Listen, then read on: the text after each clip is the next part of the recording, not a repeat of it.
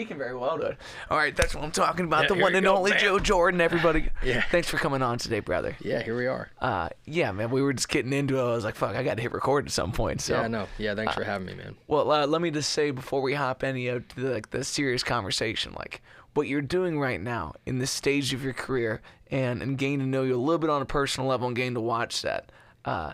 Everybody around you is so proud of the work that you do, man, and it's a privilege to get to watch you enjoy it and do it at higher and higher levels, and just to keep kicking the door in. Yeah. You know, like you said, like it is training at this point in time. So, like, when was the first time that after writing songs for a little bit, you had one in hand where you're like, oh, that's part of the good. You know, that's going in the pile. For a Joe Jordan song? For a Joe Jordan release? Yeah. Well, no, I think actually, no, in general. When was the first time that you had a song in hand where you're like, no, this is something? Felt special? Yeah. Gosh. You got me. I started writing music when I was like 12 years old. I'm like 30 now. So that's a lot of songs. The first song that I thought, like, I was just happy about, I don't know, I wrote a lot of songs I just got excited about. Even when I was young and I would write a song that I just thought was good. Yeah. You get excited. It's not like I thought it was going to take, I didn't even have plans to release things when I was 13, 14 years old. I was just like, oh man, this song's awesome. I would just play it for my friends, you know? Yeah. And why'd you wait so long to put out something under your own name? Yeah, you know what? It just never felt right. I was doing, for a while, I was writing songs for me, like I said, when I was like 13, for like many, many years, more of as a hobby thing. And I wrote a lot of songs. I did a little album with my brothers that we all put some money into that you will never hear or see the light of day, hopefully. I mean, it was fine. It was fine. Yeah. And just for fun. And at some point, I just wanted to try taking it more seriously. And I ended up getting a publishing deal. That's a long story, too. In Ohio, I lived in Rhode Island. I did like this songwriting contest / TV show that I got approved to be on. I made top 10 out of like 15,000 contestants. Not like on the show. There's 15,000 applicants or whatever. Yeah. And then I ended up working with Mark Liggett, and he didn't want somebody as an artist, though. He just thought he liked my writing skills, asked me to write different kinds of songs. He's like, can you do country? It's like, I never wrote country before. Sure, I'll try it. Because I was doing more of an Ed Sheeran-y kind of solo singer-songwriter thing at the time. He asked me to do country, and then I ended up writing some pop country / country stuff, and then Blake Tyler reached out to me. I started doing like outlaw country. I was like just doing some country variants of things, and none of that felt like me. I was like, I don't know. I don't want to release that. It just didn't feel like me. Until we started tapping into some more of a folky type of country vibe, and I was like, that kind of felt like me. And the first song that I felt was great for me, I wrote a song, is because it was very real for me, because I wrote it about something that I went through. My wife and I, we've been together forever. We got into like one of our biggest fights ever. It was the first song I recorded and released, called Boulder in the Wind. And the whole thing is like, you know, the girl's trying to change you, or like trying to make you better, trying to tweak you and fix you, and you're just like, hey, I'm willing to try, but I don't know if I'm getting much better, kind of thing. It's like, I'll always be trying to get better, but like this, I've worked really hard to get where I'm at now. And it's like, if this ain't gonna be enough, it's like, I don't know what will. And it's like, I'll keep trying. That's kind of the essence of the song. And it just felt very real to me. It was the first song in many, many years, because I was writing for other artists for a long time that felt like, this is a Joe Jordan song. It just kind of fell in my lap. And then from there, I released that song, took a break of like 6-7 months, because I was writing for other artists and keeping busy doing other things. And then I wrote another song that just like kind of felt like a Joe Jordan song, called Born to Be Broken, about some addiction and stuff I struggle with. And I put that out, and that's kind of what started everything rolling a little bit. That was the year and a half ago I'm talking about, was that release, because since then I haven't really taken my foot off the pedal. Yeah. And so was that the first one you put on TikTok and kind of focused on that way of releasing? Or was this like no formal studio releases and just having some consistency to that track? Yeah, that was the first one that I had to make like this new TikTok page. That was the first like official original song I put out that actually got some traction on TikTok. And I tried to release it right away, and I did, and it got some traction on streaming. I think that got me 40,000 monthly listeners with that song. Wow. And yeah. And did that feel like a different version of social media than you experienced before? Or was it just right video, right time? Yeah, with originals, it's harder, because I was doing these like AI cover things before, and it was a different Joe Jordan page. I would be like, I had AI rewrite Zach Bryan Something in the Orange, and this is what it turned out to be. And I rewrote it a little bit to make it a little better, so it had a little pop. And that got like 500,000 views. It's pretty good for a cover. And then I did like one from Morgan Wallen last night. I was kind of lying. I said AI wrote it, but really I just rewrote a version. So hopefully I don't get in trouble for that. But I think people are like, you're a liar. It's like, well, first of all, most of the things you see on social media are completely fake. So yeah, they're plants. But it was cool to go back and see those videos and just see like the way that you're trying to engage with that that novelty. Right. I had this like, I was getting views doing that, but obviously I wanted to get. I'm a songwriter at my core. Like, I'm not faking it. I've been songwriting forever. I just love writing songs. I'd be doing it if I were broke. I was doing it forever broke, not making a dime off it for the longest time. And if I never released a song that did anything, if I didn't have almost 1 million people listen to my music, I'd still be writing songs. It's just in my blood. I think of songs all day. Yeah. But yeah, putting out covers, just, I didn't want to do that. I didn't want to keep doing that game, and I just hyper focused on originals, which you don't get as much traction on originals. They don't push it out as much as they do with like a cover, where you could have a lot less engagement on a cover, but they'll push out the views a lot more if it does okay. Whereas I could have way more engagement on an original song, but they don't give it the same views. It's because it's not tapping into the algorithm of something that's familiar. But I just decided, that's why you'll see I'm somebody that actually doesn't have a lot of TikTok followers, but I have a really high streaming category as opposed to my followers. I have like 90,000 on TikTok. I think I have like 70 on Facebook and like 30 on Instagram. And compared to other artists that could have close to my streaming, it's like usually those artists have like close to 500,000 followers, on their platforms, and I'm not even close to that because all I've done is originals. I don't try to do other stuff, which maybe I have to. No, man, I think in today's age, you have to comply less and less to the traditional route of it. Yeah. I mean, because of TikTok, new people are finding you every day on this particular song, and Instagram is this particular song. You never know how those things are going to work out. But do you find it to be a relief to have the opportunity to say, well, this isn't a Joe Jordan song, but I still wanted to get it out, so it goes over here? I do that all the time. Yeah. There's been a handful of songs I write that I'm like, I really like this song, but it feels like maybe for my buddy Blake, or it feels like a Rain song. I wrote for Rain Johnson for a while or whatever. But yeah. What's the most exciting part of the songwriting process for you? It's when you, I don't know, the songwriting process. I mean, when you really lock into the idea that you're getting, like maybe you have like an inkling of a title, but then you write up to it and you feel that moment of like, that's what I was writing the song for. You get those 2 or 3 lines that tie into your title so well or something.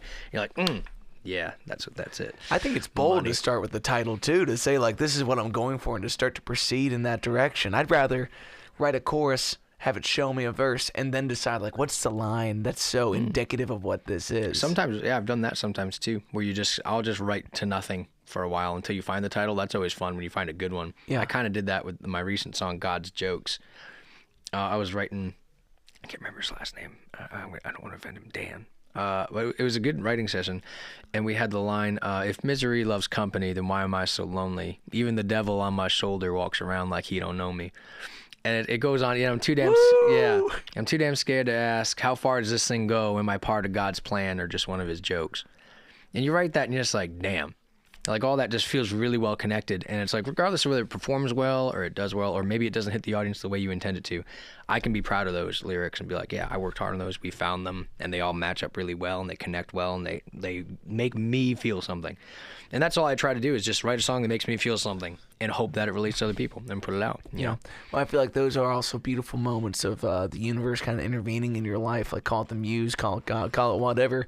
When you can kind of open yourself up to whatever that message is going to be, it's like, not only is that potent, but it's so particular and so real to somebody that the place of music is in our lives is the words that we could not say on ourselves, the messages that we needed to hear that may have been so true to us, but we weren't able to articulate in that moment. Yeah. And now you're screaming with the radio going, and you're going 70 to 25, and I don't even care if that's the issue. We're having fun with it. You know? Yeah.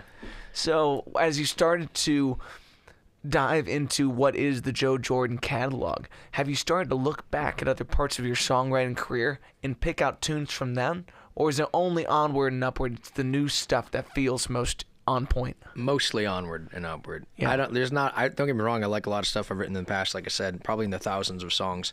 But to feel relevant to where I am right now in my life, it doesn't always fit. There was one song that I wrote like 7 years ago that I ended up cutting. It was just a nice love song. It's called Give It All. It's probably the oldest song that I ended up cutting. Everything else has been really recent, just fresh off the top of my brain. Yeah. We've been struggling a lot with faith this past couple of years, so that's been a focal point in a lot of songs. I'm always in love. I've been married to Allie since we were in high school. Well, sorry, we've been together since high school. We didn't get married in high school. Although she probably would have. She probably would have married me in high school. Willingness is a different kind of flavor, you know? It's like, when I tell people I ran face first and forever, and I couldn't deny it. I was not at a point that I wanted to get married at the age I was at, but it's just like you meet that right person. It's like, well, do I admit that I'm looking at the one who got away before I let her get away, or do I jump and make the right choice here? And I feel like for you're a family man. How many kids you got? I got 4 kids. Hot diggity damn, brother. Yeah, buddy. Yeah, it's like where you would be at this stage in your life without that Right. calling and that fulfillment. It's just like, who knows if there is a right answer, but it certainly doesn't bring the type of music that you're writing now because you have such a calling to do it, you know? Yeah, I really write about a handful of things, and it's usually about something that I'm going through. I've had some addiction things that I've struggled with in my life that ends up in a lot of my songs, and just kind of the old Catholic guilt, beating yourself up about not being as good as you should be, because, there's that person that I really want to be, like that great musician, that great writer that's really healthy, right? That's always patient, that's always kind, that's always, doing the right thing. But yet there's this piece of me that's always pulled to the side of like, just smoke all your cigarettes and like get high and get drunk and just get in trouble. Yeah. And there's that piece that's always pulling, and I think a lot of people feel that pull, in their life. And it's like saying no to that and saying yes to the good things. It's like, that's a struggle. That can be a struggle. And especially I've been struggling with my faith, so that makes meaning a little more hard too. Trying to find meaning in life. What is it all for? I got this beautiful family, and it's like, well, at the end of it all, it's like, is God there? Are we just gonna go into the ground and that's it, or is there infinity after this? And it's like that can make you kind of live a little differently. Absolutely. So, and that's where I'm in the struggle. I'm kind of in the middle of that, and questioning a lot of things, and still going to church, still praying with my kids, as hypocritical as that might sound. I kind of lost my faith, but kind of would like to get it back, and I don't really know how to do that. It's kind of like a switch that flips on and off. I don't really have control over that switch, but I'm just trying to do right.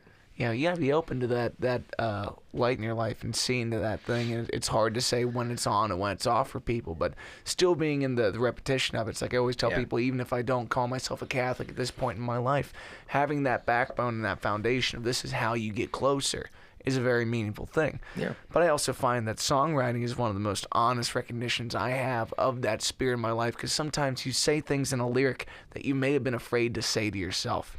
It's so honest, it ends up on the page in front of you. It's worse than the mirror after your heaviest hangover. It's just like, it is the fucking truth staring you down. Yeah, I wrote these lyrics, and they're like, it's kind of being hard on yourself and trying to find the worst version of you that's in there and trying to kill it. And you have to recognize it before you can kill it. You have to know it's there, right? Otherwise it's just sitting there growing or whatever. Yeah. And there's this line in the song that I got a little shit for from some family and some people that know me. It was like, I don't want to love her, but I want to be loved.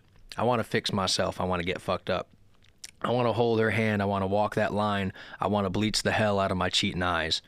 Is a song, and it's like, it's pretty heavy. It's pretty heavy lyrics. Like, what do you mean you don't want to love your wife? It's like you're missing a little bit of the point. It's not that I don't care to love her, but there's this piece of every person that just, it's easier to be loved than to love somebody, right?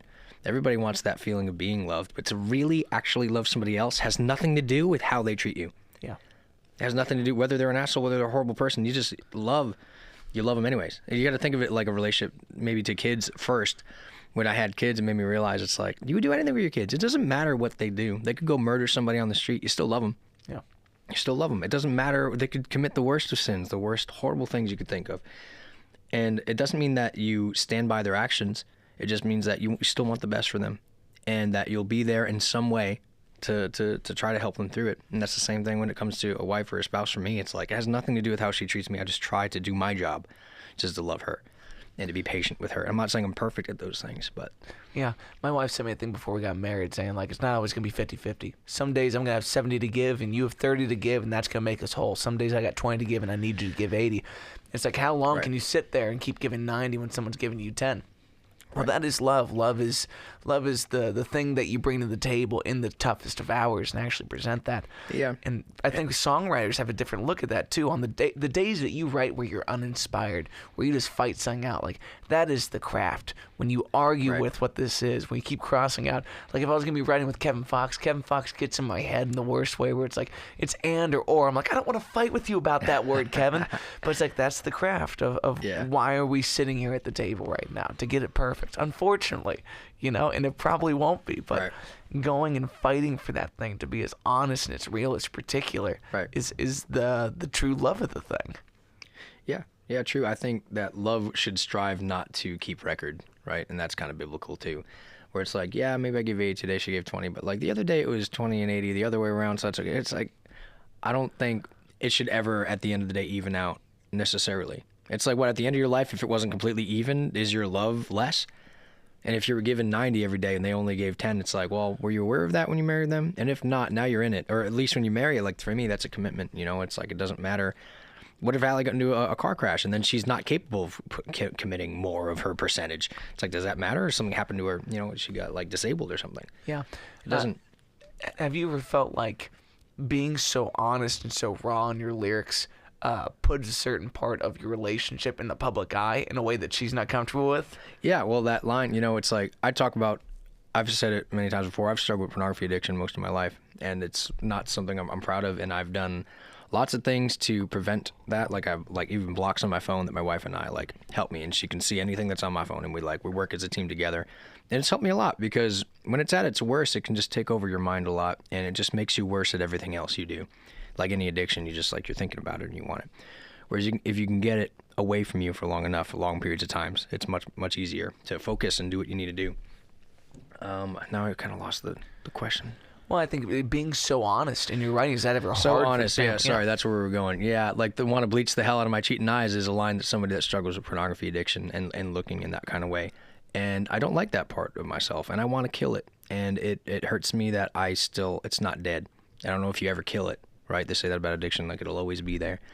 And I hate that about myself, I do. Yeah, but being honest like that, you know, I tell people, like, one of the things that I worry about in the world of music is when folks only spend their time writing for other people. You don't write things that are so deeply personal that no one else could ever sing it. And those are the lines that change minds, that open people up to why their favorite writer has meant so much to them, why it can feel like a closer friend than the people they spend 90% of their time with. I like commercial writing. I like all kinds of writing. When you think of commercial writing, you might think of like Espresso, Sabrina Carpenter, you know, really commercial song. It has that concept, you know, so you can't sleep, say it ain't so, that's not me, Espresso, like really connected, really fun. And that writing is great. It's really fun, and that's an awesome way to write songs, and people should do that. Or like the Ed Sheeran, like Shape of You, big commercial song. I'm in love with the shape of you. It's a nice little love story. It's not super deep or like crazy. I think we need those songs, and I think we need those really raw songs too, which you don't hear from a lot of like super commercial artists, because their goal is for everybody in the world to be singing their song that can at least understand the language, and even not understand the language sometimes. Yeah. And when you get to that point and you want to keep going up and up, you get to a point where it's like, well, I have to actually make my stuff less relatable. And you can even hear that over some of these tracks. Some of them, like Ed Sheeran, if you listen to his first album and his last, maybe you might think like it sounds more commercial as he goes on. And yeah. Yeah. Best Ed Sheeran line, no doubt. I'm up and coming like I'm fucking in an elevator. Oh my God. Right. Yeah. I get that tattoo on my lower back. I really would. It's too perfect. That is a great line. Yeah. Yeah, I remember that.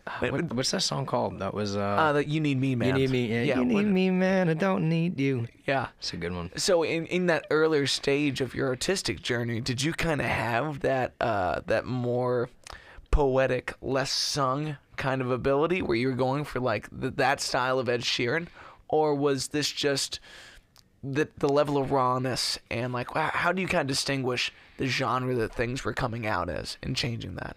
Yeah, I don't think about what genre they're going to be as. I write the song and I kind of hope the production does it justice when it comes to genre feeling. And I think we've done okay with that. I think some of my stuff, it might sound a little folk pop. Like some of it, I say folk poppy, like, what's like a good example I'm trying to think of? Like In Stone is like kind of like that. It's a little folky, country-ish poppy. It's got some poppy elements to it in the chorus. And then I've got stuff like Deadwood, which is a different kind of like eerier kind of David, what's his name? No, I can't remember the name. Also kind of a different folky pop vibe, like a darker, eerier type. And then I've got stuff like Call It a Vice, which feels more like folk country for sure. So somewhere like the folkiness, I think, is derived from the way the lyrics are written too, where it's not super commercial in your face trying to sell you a concept, and it's more raw, like here's how I've personally felt about this, being hard on myself about some lyrics. Call It a Vice might be a good example. In the second verse, I like myself better when I'm busy getting stoned, 'cause I talk to myself and I don't feel so damn alone, 'cause my friends ain't there for me, or maybe I ain't there for them, hell, I don't know. And it's like, that's a thought that's crossed my mind when you think about like, man, I wish I had more friends. I'm like, well, am I a good friend to them? And you're like, do a lot of people think about that? Because it's really easy to shit on your friends that aren't there for you sometimes. You see those posts on Facebook, Instagram, whatever. If you're posting on Facebook, what? Man, I don't got friends. If they don't reach out to you, man, fuck them. Or like stuff like that. Or if nobody's calling you, it's like, well, what about you? Are you doing your part? It's like, well, yeah, I'm always doing my part. Like, you're sure? You're a great friend. You're the best friend that anyone ever had. Yeah. All the time, every time. It's like that's something for me. I'm like, well, let's not be hard on let's just be grateful for the time I get with the people.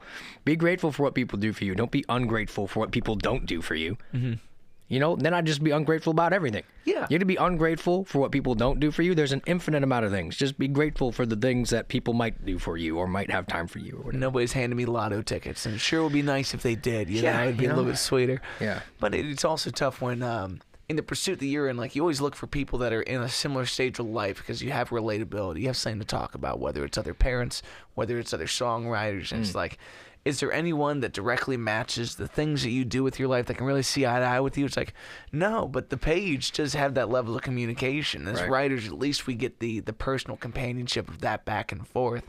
Yeah. Where a lot of people in this life, they don't know where to go with it. So they go to Facebook, and they start bagging on people like that. It's like, no, man, this feeling that you have, it's waiting to be compressed into a diamond, but you don't have a medium of pushing this thing into something great. That's interesting. So you put it into a shit post, Yeah, having an outlet for thought is interesting because that's what songwriting can do for you. It can be an outlet. Yeah, and if you don't have that, starting to look around, and how many guys do you know that say, I wish I learned how to play guitar or play piano? It's like, I tell people that you only need 2 chords to go write a song. You might only need 1 chord to go write a song. And it's not about being good. It's about giving yourself permission to try, where you're forever going to turn the light on of what is a great song to you because you've given it that opportunity. Like, you don't know how cool it is to watch someone dunk from the free throw line until you go out there and you try to dunk on a 6-foot hoop. It's like giving yourself an opportunity to partake in the things you love.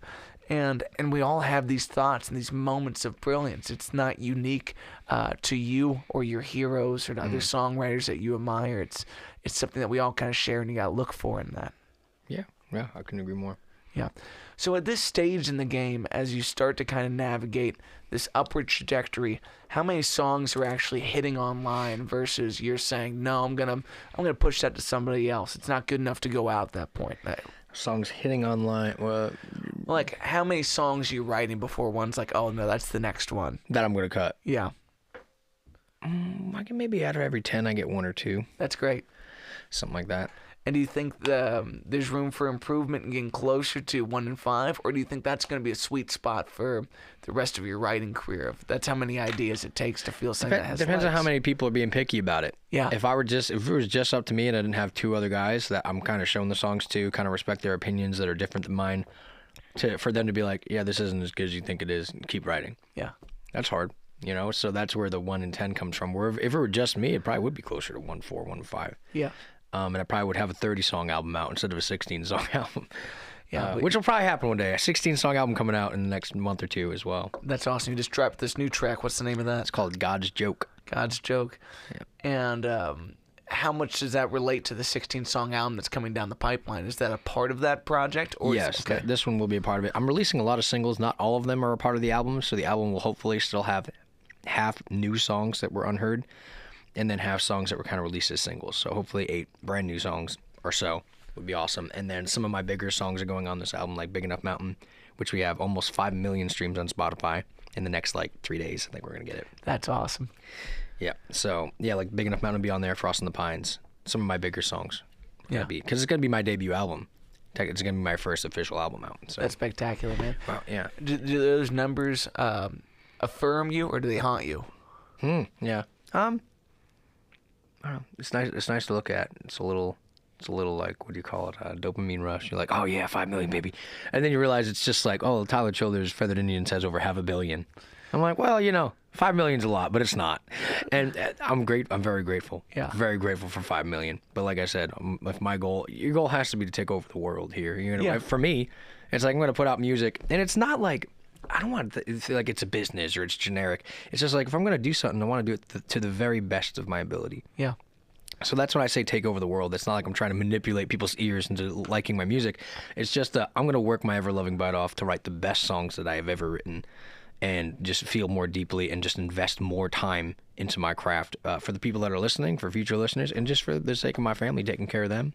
I want to take care of my parents. I want to, I want to like buy them a house, or like they took really good care of me, and they're kind of not great financially right now, and I'd love to be able to take care of them. And if I could take care of them, maybe take care of my community and help build up where I'm living, and just pour what I'm doing into everything around me is kind of the goal. Yeah. Well, there's a line between ambition and contentment where you find happiness, and you always got to work on both sides of that kind of being fulfilled. Yeah. It's like, it may not be Tyler Childers numbers, but for folks in the local community, seeing you hit that number, it's an affirmation to the folks around you that it is an achievable thing. Right. And if you saw those people in a room right now, would you not be shocked? Would that not be the most mind-boggling thing to see all these people that felt moved and fulfilled by what you've done for them through these songs? Yeah. No, I get quite a lot of messages too. Again, I have some family members too that are like, man, your songs are like really depressing. Like, it's kind of down. Some of them are. Granted, I write a lot of love songs too, which is funny that anytime somebody says that, I'm like, have you listened to like half of the love songs I write for Allie? But they're like, oh, it's kind of depressing. It's like, I don't like, that's going to like hurt people, or like people are going to want to like hurt. Somebody thought like somebody might hurt themselves. It's like, I've actually had people reach out saying the exact opposite, because people like knowing that they're not alone when they're at their lowest moments. Like Born to Be Broken is kind of a desperate song about feeling like I was just born to be broken, and I feel like that was it. I never had a chance to get out of being broken and having an addiction or struggling with something. It's like I look back and I'm like, I never could have gotten myself out of that at a young age. It's like I just didn't have the insight. And it's like you can blame your parents, you can blame whoever you want, but it's your responsibility because you're the one that has to struggle through it. Yeah. And a lot of people reached out saying that they thought that they were getting close to the end for themselves, and they hear a song like that. They're not alone. They felt like they're broken. Somebody else felt the exact same way, and they can kind of pull themselves out of it. So I think, for me too, I write depressing music so I can write it down, I can put it aside, and now I feel like I've conquered it a bit. That little demon that was inside of me that was, knocking on my head like, you don't deserve it, like you're not good enough. And then I'm like, I'm just gonna have some power over you. I'm gonna put you into this thing that I can sing and make you a song. And now you're under me. Yeah. And I can control you, and you're not gonna control me. It's beautiful, man. And everyone's living their life in first person. It feels like the movie, and the movie needs a soundtrack so you can know what part you're at. And it's like sometimes you're reaching that real point of contention, but that is the climb to what is going to be this moment of clarity that you should have by the time the fucking credits start rolling. Yeah. This other song, Want to Keep on Going. It's like, I don't want to die, but I sure don't want to keep on going. That's a feeling that I kind of want to kill and have power over. It's like I have lots of reasons to keep on going. I got my family, I got my wife, and there's that little voice on this inside of your head that's like, it's not going to be worth it. All the things that you're struggling, it's like, that's not the life that you wanted. You wanted to be the rock star. You wanted to be drinking, having a bunch of girls around. It's like, I don't want to die, but I sure don't want to keep on going. I can have power over some of these ideas, put it in a song, and it's like, put it away. Yeah. There's an interesting thing about being a long-time married man and writing love songs for the same person. If you're seeing a bunch of different chicks, you can write different songs about different people, but it's the same. Also chapter relatable. Of love. A lot of people go through that. That's just never been me. Everyone gets their hoeing phase, It's like, but if you keep writing about different people, but the same chapter of love, it's like, well, how many people know what it feels like to be 10 years in, 20 years in, 30 years in? The song you might write for your 50th anniversary might be the love song that people are dying to have at that point in time. Right. And what a great accomplishment for people that make it to that point. And when I released like 3 songs that were kind of on the somber side, Born to Be Broken, Cold There, and then a song called Happy All the Time. And that might sound like a happy song. It's not. Just more on the depressing, kind of sad side. Stuff I was going through, and it was real. And then I started writing some love songs for my wife, and I remember my manager at the time was like, I think you should stick with the depressing stuff. It's kind of working. And I was like, I can't. It's like, you don't understand. Like, I have to, like, people have to know that I am madly in love with my wife. Yes. It's not all depression, and it's not all sadness. And I do deal with a lot of that, but I also have a lot of love in my heart. And the first love song officially that I put out was Big Enough Mountain. It's my biggest song to date. That's awesome. And he wanted me to change some of the, he wanted me to change some of the lyrics. He thought the lyrics were a little too mundane. He didn't think they were strong enough. And I was like, nope, I'm just going to put it out as is. It's my biggest song. That's fantastic. It's great to have moments where you prove people wrong too. Where it's like, no, you just gotta follow your heart and follow your intuition. Well, he was happy to kind of let me do that too. He's always gonna have his input, and I respect it and I listen to it. And sometimes we agree and I end up changing things. Sometimes I don't, and he'll let me so we kind of have a little waxing and waning where I do try to let him have some of his creativity too on the songs because he produces quite a few of them. Yeah. But on that one, I got my way, and it worked out really well. Well, and to have a group that you really do trust, to have two other guys in the room where it's not just a short conversation. It's like there's always compromise in that. I would imagine it allows you to keep the tap running, where it's just like ideas are always coming and y'all can judge it. I don't need to be the guy to turn it off and say, well, sift through this. Is there any gold in it? It's like, no, I'll show it to you and I'll just keep going on this thing, keep cooking. Right. Well, that's the thing. I just write and send. I think I just sent over 10 songs. I wrote in Nashville, I had 2 days, and I think I wrote 7 songs. Yeah. What's the right amount of people to write with if you want to get an idea done? That's hard. That's hard because so far I haven't done a lot of group writing. Yeah. I haven't done a lot. And I just started doing it a little bit, whether it's one other person or 2 or 3 people. And when you first meet somebody and you write with them, it doesn't matter how good either of you are. There's always that like, hey, let's chat, we talk, get to know each other a little bit. And it's like, and then you're bouncing around a couple ideas and usually you get a song, 2 if you're lucky. I just do verse choruses, by the way. When I write with people, I don't write a whole song because if I don't like a verse chorus, I'm not going to cut it. If I hate it, I just like, just next one. Yeah. Or if I like it, I can always go back to it.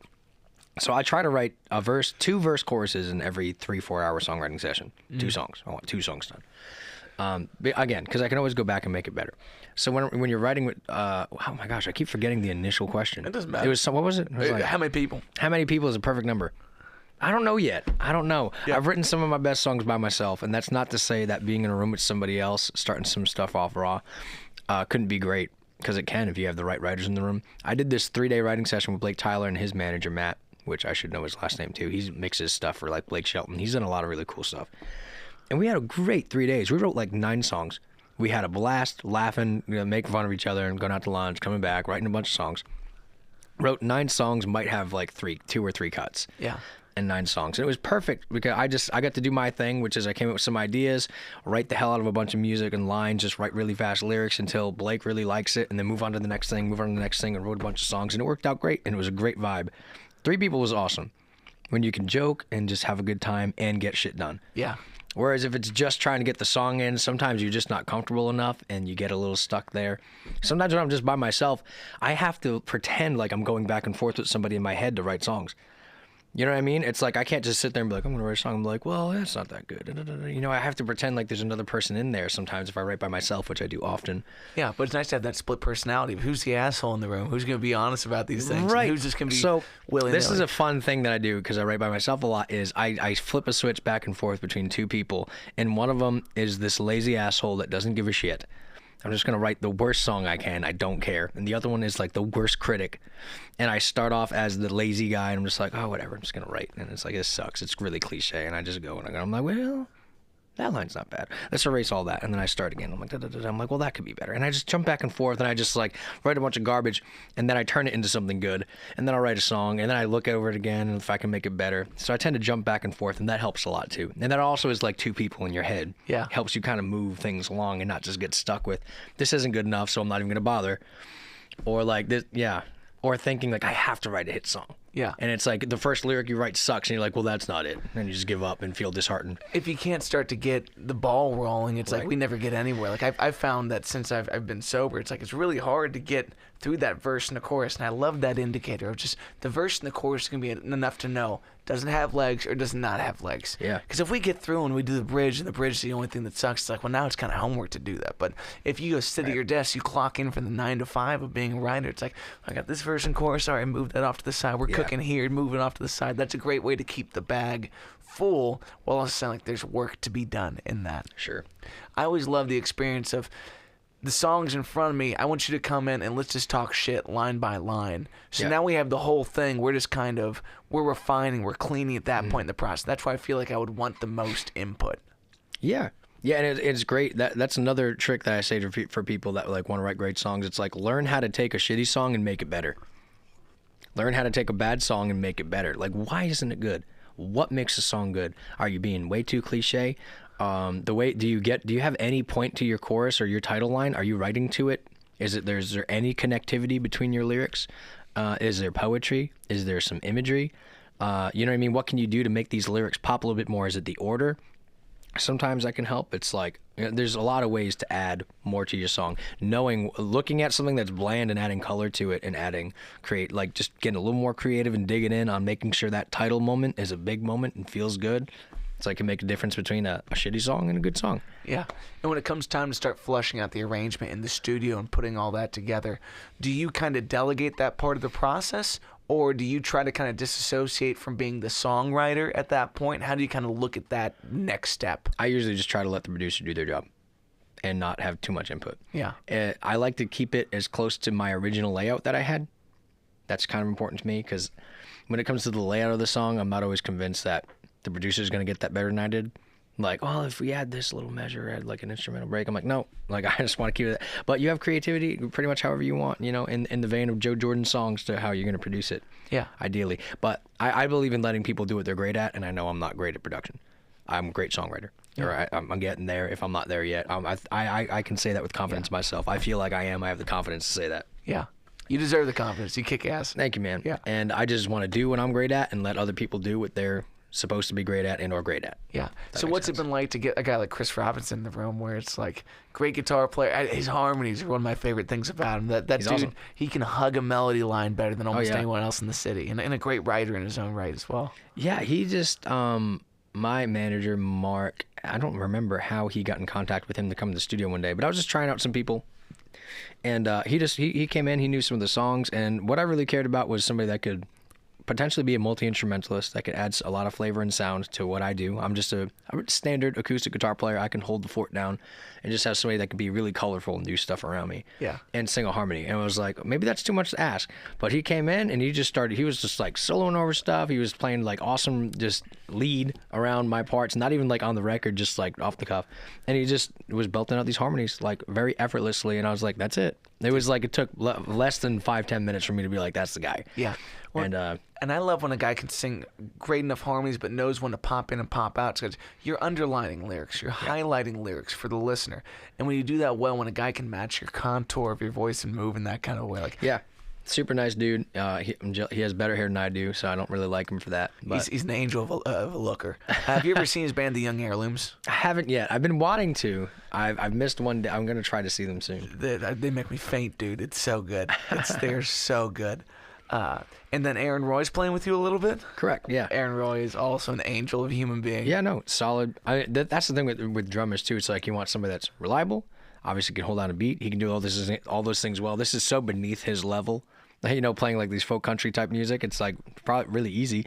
But he's super prepared. Wrote out like all the songs kind of like just a little layout, so he kind of knows where he's going, and we can just go through them fast. He learns things very quickly. Yeah. Super nice guy. We've been playing at his house. Like that's kind of where we've been doing our rehearsals. Have some bourbon, play some songs. He's got a nice taste for the bourbon. Yeah. Also, one of my favorite things about Aaron Him Roy, and Chris. dude, it's the way he can wrap a cable. I mean, the way he is such a clean setup. Is he? Yeah. He's such an intentional person, and you gotta love bandmates that like that. They understand not only their role, but it's how to really enhance their role. How do they do 110% of the bare minimum in some of these places? And just the camaraderie behind it, too, is important for me. It's like I would even settle for people less talented that I just get along with, but I got lucky that we get along and they're supremely talented, so that's great. Yeah. Is this the first time you've ever had a band behind you on these? Like instead of just in the studio having a band that's there for Technically gigs? speaking, no, but professionally speaking, kind of. I was dabbling with doing some originals before I had moved, and I had a little band that I had together with also some really talented individuals, good friends of mine. And we did one show at Stadium Theater, like a local place in town, and I think we sold close to 100 tickets for just a Joe Jordan show. Super fun. We played a great show, but it just kind of disbanded slowly after that because I ended up moving to Ohio and just trying to be a songwriter as opposed to an artist. So I almost kind of had a band. They were awesome, but not really. We did one show. Yeah. Well, it's great to have tried it and then to totally restart. It's like, you know, the things that went well and the things that didn't. So right. Completely different types of songs and feels of songs, and I didn't have any direction, and I had no idea. You know, I wasn't even posting songs. I wasn't even trying to get them out there. I was just writing for fun. I had a band for fun. And what kind of work were you doing at that point? At that point, I think I was unloading trailers at CVS Warehouse. No shit. Rhode Island. Yeah, I did that for like 4 years. You grew up there? I did. Yeah, my wife and I grew up in the Rhode Island, Massachusetts area on the East Coast. Yeah. And was the Cincinnati connection really just Mark? Yeah. That's amazing. Well, yeah, so that show I talked about earlier, it was called The Song. It was going to be, singer-songwriters just showcasing their songs and performing them type of show. Kind of like Songland a little bit. and it was right around that time that was starting too. So we did the first season, it just never went to air. We got nobody to pick up the show. I met Mark through that. That contest took place in Muncie, Indiana. Nice. Go. Yeah. Go. My brother went to Ball State, so chirp chirp. You know what I'm saying? Okay. Yeah. So that's where I met Mark, and then eventually I bugged him enough, and he was like, he asked me if I could write country at the time too, because he didn't really want to work with me as an artist. And he wasn't sure if he wanted to work with me as a writer because he had a country artist, and he was like, I don't think he can write country. Mark's very focused on what he's doing and how can people help what he's doing. Yeah. So he's like, well, can you write country songs? And he's like, I was like, yeah, I probably could. He's like, well, why don't you come down here for a week, try to write some songs for her? So it's, a 14-hour drive. I was like, sure, I'll do that, but I'll write a song right now. I'll send you a song, 30 minutes, like 30, 40 minutes. I wrote a verse, chorus, and I sent it to him. And he was like, tell you what, it's not bad. It's not bad. I don't think it's great, but for 40 minutes, he's like, it's pretty good. Yeah. And anyways, I just ended up doing stuff like that from a distance with Mark, and he kind of saw that I could kind of do it. And eventually he was like, well, if you move to Cincinnati, it's like, I'll get you some work as a writer. Not to pay me. He wasn't offering me a publishing deal. He's just like, you can work with some of the artists I'm working with. I had no kids at the time. It was just me and my wife, and we were like, let's do it. And we did it, and I ended up trying to write some pop songs for this artist, Michelle Tracy. Really nice girl, awesome vocals. I think she's still putting out music. You guys can try to go find her. I never got any cuts though. Once in a while, Misha would like a song, and then Mark wouldn't, and manager, and then Mark would like a song, but she wouldn't, and I just never lined up. I remember there was one title, I wrote the one title 10 different times. The same title. And I mean 10 different songs, sometimes the same chords, sometimes different chords. I tried it 9 or 10 different ways, and I did that with multiple songs for Mark. Yeah. Probably 2 or maybe 3 songs, like where I literally wrote 8, 9, or 10 versions of the same song. Yeah. Trying to get a cut, and they never got cut. So that was the third time was probably the last time I did that, when I started getting some clout as a writer. I had a top 40 song, and I had some other like things do well. Yeah. Then I'd be like, listen, I'll rewrite it once. Or I'll do like, you let me know what you don't like on the verses, and I'll give it one more go. And you have to kind of build your way up to that. But if you're just starting and somebody's telling you rewrite a song 10 times, fucking do it for the practice. Okay? You probably need it. So yeah. Did you ever have any other like obsessive hobbies before songwriting took over your life like this? Like probably video games. Okay, cool. I mean, I love video games, man. I don't play no more, but I could get into Halo or Call of Duty, any of that stuff. When I was Final Fantasy, love that shit. Diablo. When I was a kid, Diablo 2 was like so many hours in Diablo 2. Cool. I love that game. But there was really no competition when this came along, and you're like, well, this actually has some legs. Like, when did you realize that music could be a career path for you? You know what's funny? In my head, I just always knew it was going to happen. I was like, I don't know how. I never knew how. I just knew it was. I love music. Even when I was like at the CVS warehouse job, I was doing some stuff. I tried to post one thing and it did okay. And I'm just like, it's going to work out at some point. Yeah. Really bad mindset. And I've gotten much better with that. And I just got lucky, man. I got lucky that the right person like started working with me. And then like with Mark, even before that, it was somebody that was trying to manage me, got me on the song. And there's just so much about the industry you don't know. And you would never know.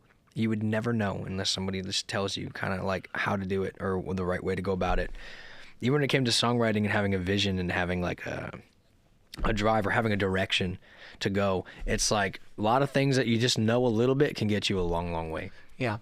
Not to push on this topic too much, but does that little bit of intuition and that inkling not feel like a little bit of God in hindsight and looking at that? Like, yes, like it is something to work on, but boy, is it odd to admit that it was always there, always kind of feeling, acknowledging. Well, it's like there's lots of people that have that feeling that don't ever get it either. Yeah. That don't ever have the opportunity. And only in this past 6 months could I say, I think I have a career in music.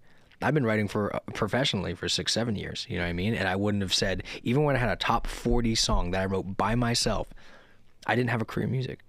I wrote an independent, like, top 40 song. It did well. It got 100 million streams. I didn't have a career as a writer, like a solidified career. I was, like, about to get another job. It was very kind of lucky that it happened. You could say it was God, and maybe it is. Again, I say I'm struggling in that area, but I also look back, why did I want to be a musician? And it's very obvious to me because my dad was a really good piano player, and he always looked his happiest when he was playing piano or when I saw him playing out. And he didn't look his happiest when he came home working 9-10 hours doing construction and working, doing drywall and covered in dust and making us wear his 50-pound tool belt so we didn't have to end up like him. You know? Just so you would know.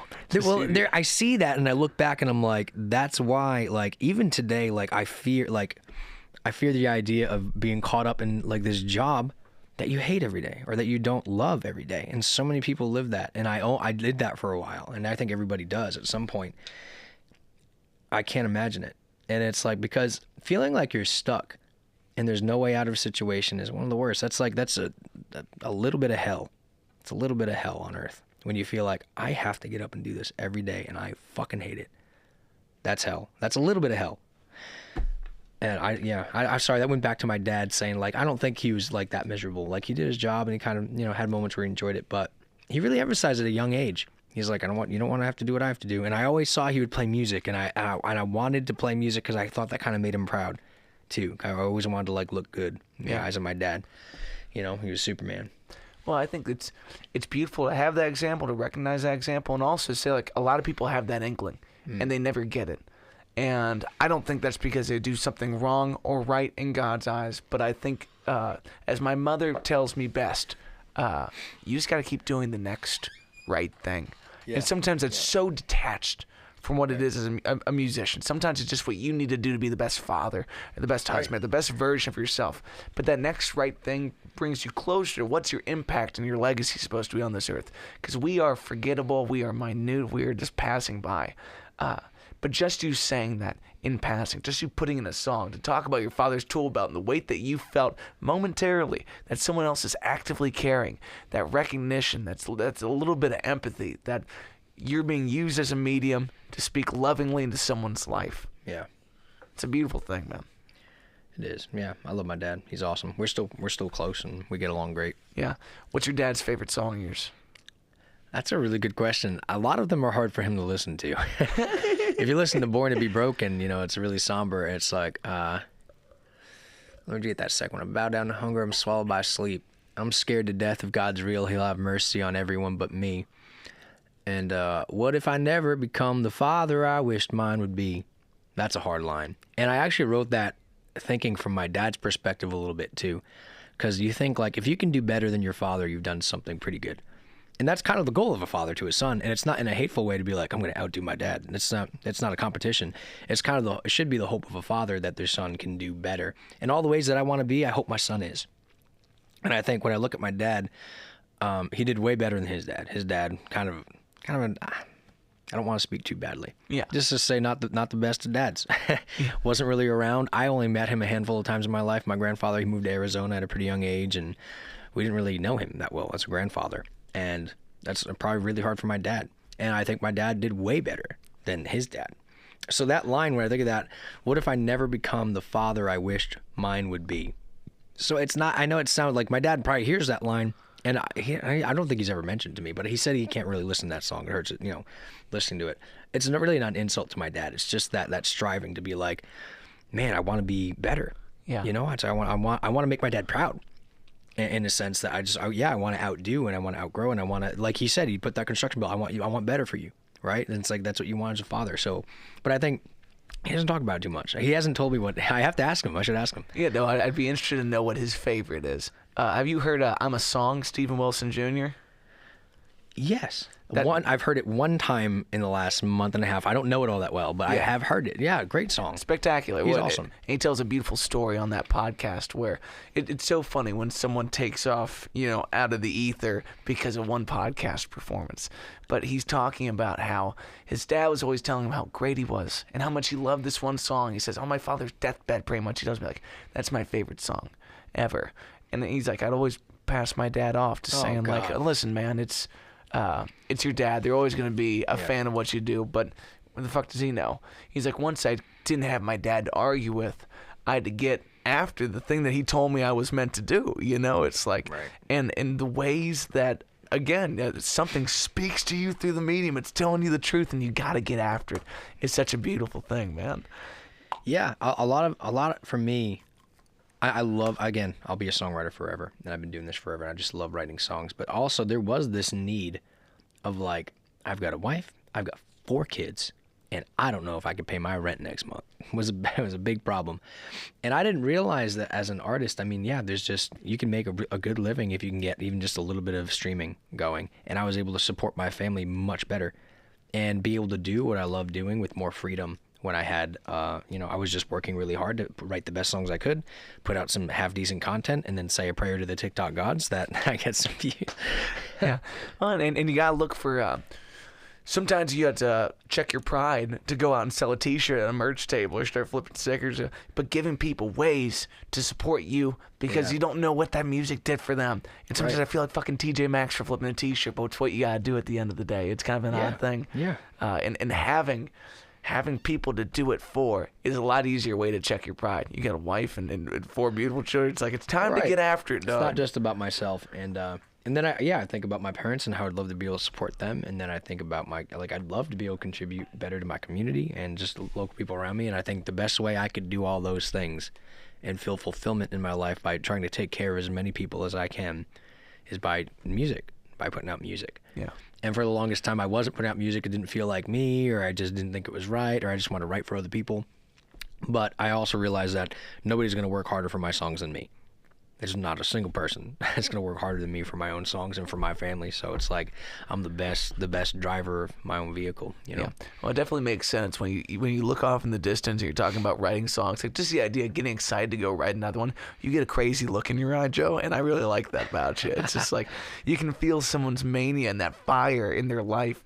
And so many people are missing that. So many people are waking up doing shit that they don't want to do. Right. So when it comes to working on the next song, how do you kind of get rigid about when and why the process? When you're working with 4 kids and a wife, what's your time that you have kind of allocated for writing? Yeah, well, on my best days, right now we have a 9-month-old going on 10-month-old, and the sleep's not been great. When I can get good sleep, I can get up early. I love trying to get some reading in the morning, a little bit of just freehand writing about anything. I could just write a little short story. Sometimes it'll be like from a random generated thing or an idea. It's always a great way to start. And then, if I can get up before the kids, I did that for a little while, like 5 a.m., try to do that. But I couldn't make it last. But that was great. So typically now it's like I don't sleep very well. I get up around 6:30 with the kids. The baby's not sleeping. Take care of them for a couple hours. I usually try to get to the studio around 11:30. So I get to take care of my family. We do homeschooling. Allie and I will try to get that done in the morning. She's kind of like the main teacher. I'll kind of either watch the baby or do the math with Grace or do like one thing with Abel. So we homeschool our kids, and then I go to the studio. I have like 7 hours just to do whatever. Whether I'm writing that day, trying to do content that day, or it depends on the focus. If I have some songs out that I'm doing, I might be trying to record some content. I might be doing that. But if it's just about the writing, it's great when I can get to like Nashville, or I can get out of even the studio in my house for like 3 days, and I can just wake up every day and be like, I'm going to write. I can get some reading in, a little bit of writing in, then I just write a bunch of songs all day. And I do that for 3 days, and I'll write like 10 to 12 songs because it's just... Yeah. What are you reading to kind of... Anything. You read anything. Like right now I'm on the Divine Comedy. And I don't read a lot, but just a little bit of reading helps. Just open up your brain. You just hear different words that might spark something. Sometimes random word generator can be helpful too. You just like pop up 20 different words, and sometimes you'll just take a combination of them and write a little something till you get an idea. But I take every avenue I can for writing. Even AI generated chords once in a while. I'll just pop up on my phone and just have a bunch of random chords, and I'll just, doodle till you get something that feels a little bit better than a doodle, and then you refine it. Same process I have with writing lyrics. You just take something kind of bad until it kind of feels good, so it kind of feels like you. Just anything to spark a little bit of creativity. So reading's great. AI is great to help spark. Don't let it do the work for you. I don't think it's that good yet, but at least not for my songs. Some people are letting it happen. Do you like to have the chord bed underneath you by the time you start to lyrically output, or are you fine with writing freehand and finding out what the chords are behind it? I love both. Okay. I do both pretty often. And do you try to have like a routine of making sure both piles get attended to? Well, yeah, when it comes to me, again, it's not production, but when it comes to like the guitar part and the chords, it's like, if I love the lyrics and I love the story and I'm just kind of mapping it out, I've already mapped out if I'm writing the lyrics, I've mapped out some kind of melody. If I have a handful of lyrics, it's not like I don't have the chords or a semblance of them. So if I have a melody, then it's just slapping the chords on it. And sometimes maybe you come up with a lick, like on Spiraling Down, I came up with a little lick while we were recording it because I laid down the guitar for the production. I came up with this lick that's now a little recurring part of it. Kind of got lucky with that. Born to Be Broken, same thing. I wrote the lick the day that we got there. I'm like, what can I do? So I kind of get a little lucky on the licks. Yeah. But I guess I'm not as hyper-focused on the chords unless I'm like, I'm going to start with the chords, and then I'll be a little picky. But if I'm not starting with them, if I start with the lyrics and I just have that and I'm mapping out a melody and I just kind of play the chords and hope something falls out. Yeah. And do you start to really mess with the key by the time that you go to play the song in the studio? Like, I'm going to push it up a half step, push up a whole step. By the time I get in the studio, I kind of know what key I want it in. Yeah. We don't really mess around too much. They kind of trust my judgment. Yeah. I do some songs intentionally in lower keys, like Just a Tree is like, even the melodies is just a Thursday. I thought you. It's like really kind of low and very intentional. And when going in to write that, I was like, I want to do a lower, more held out melody thing. So a lot of times if I go to write a song, sometimes I'll just restrain myself or tell myself I'm going to do this just because I don't do that. Or it's like I always jump to the same melody or the same kind of wordy rhythm talk thing. So I want a melody that's going to be a little more stretched out and more breathy and more like have a cadence to it and not so rhythmic. Yeah. And when you start to do revisions on songs, like what's like your number one continual critique of yourself that you go and you're like, well, I got to get rid of all the does or these or all the yous. Trimming the fat, it depends if it's how well it suits the melody. You know, if I think it adds to the melody, I'll keep words. If I think it's hurting the melody, I'll cut some fat or I'll change some words if I'm going back and doing it for sure. If I think there's a weak point in the song that could use a little more of an image or a little more color, and by color, poetry, just make it a little more interesting if it's a little too mundane. Sometimes I do that. And the more songs you write, the more you just revise as you write too. Where like you already know, like I'll be writing, I'm like, well, I know that's not gonna make it, and I keep going past it, and I'm like, and I go back, and I'm like, yeah, let's just do that, and then you can change it quick. I tend to do that so there's less revision at the end of it. Like when I was doing the 10 songs, or writing that one song 10 times, it's like constant revision. You're just going over it, and it's almost like just hoping something sticks, and it doesn't actually work. So yeah, my revision process is like a little ongoing as I write it, and then I'll listen to it a little bit, hear where the words don't fit the melody as well, make sure the melody fits just really, really well. I want to make sure I love the lyric and the melody together, and try not to sacrifice one for the other too much. Yeah. Which is a good goal. That's Not Even Big Enough Mountain. That was a big melody song for me. So a lot of times, I was born to be broken, so that's Born to Be Broken. Never stood a chance. Try crawling. It's a fine melody, but it doesn't stick out as like bam. Whereas Big Enough Mountain is really simple, and I was just trying to make it real memorable. I love you a whole lot, much more than all I got, more than what's in this heart. I could try counting, but numbers just don't go that high. There ain't a big enough mountain for my love to go stand by. Fits like a glove. Da, da, da. Easy to remember, simple melody, kind of simple words that are kind of big in meaning.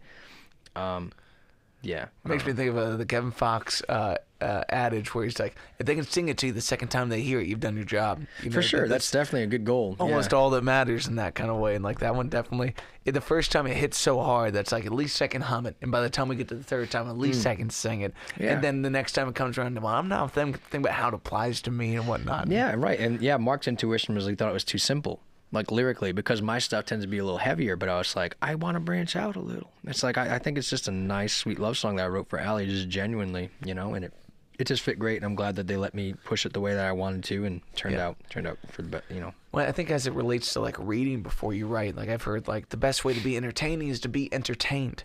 So when it comes to your listening, are you kind of particular about where you go to kind of fill your cup before you start doing it yourself, or do you try to avoid music before you get into a songwriting phase? Oh, but I can both. It's like sometimes I'm kind of deprived of listening to stuff, and I just go into writing sessions, and once in a while I'll take inspiration from artists that I really like, and I'll listen to some stuff, and I'm like, like Cold There was one song I was listening to, a Noah Kahn song, and he was talking about how it's cold in New England, and where I'm also from, in the New England area, and something about, it gets cold there.